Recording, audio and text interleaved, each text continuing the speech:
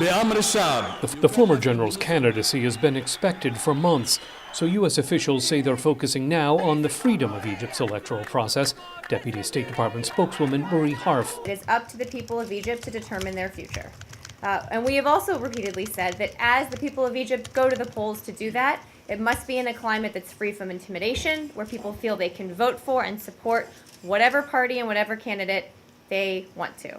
And we have raised concerns with the interim Egyptian government about the ability for citizens to freely express their opinions. Especially as most of the recent U.S. human rights concerns followed el-Sissi's toppling of Egypt's first democratically elected government, leaving Washington in what former U.S. Ambassador Adam Arely calls an awkward position. I mean, the good side, they're running things. The bad side is they're repressing a lot of dissent, and not necessarily disloyal dissent, but any dissent. That bothers President Obama and his administration. It really does. Concerns not shared by Washington's Arabian allies, who opposed the Muslim Brotherhood ousted in el-Sissi's coup. Saudi Arabia and the UAE, quite frankly, I think are going to have to agree to disagree on Egypt.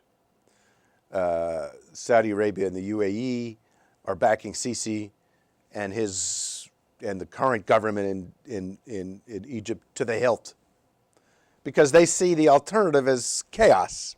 But it's Egyptian security forces that are most likely to spread chaos in an uncertain political environment, says American University professor Hilary Mann Leverett. It is the torturing, the imprisoning, the complete suppression. We may even see the public execution of Muslim Brotherhood leaders.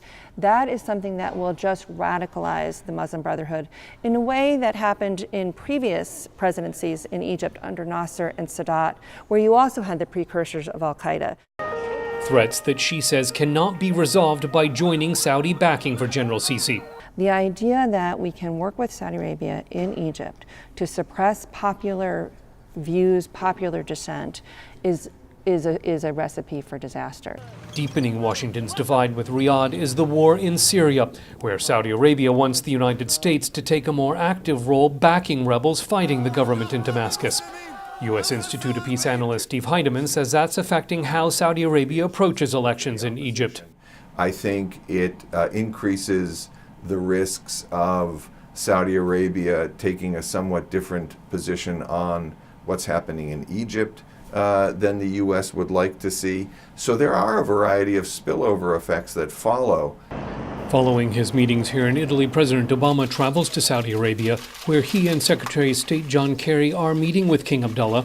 Items of concern include democracy in Egypt, war in Syria, efforts to contain Iran's nuclear program, and Israeli-Palestinian peace talks.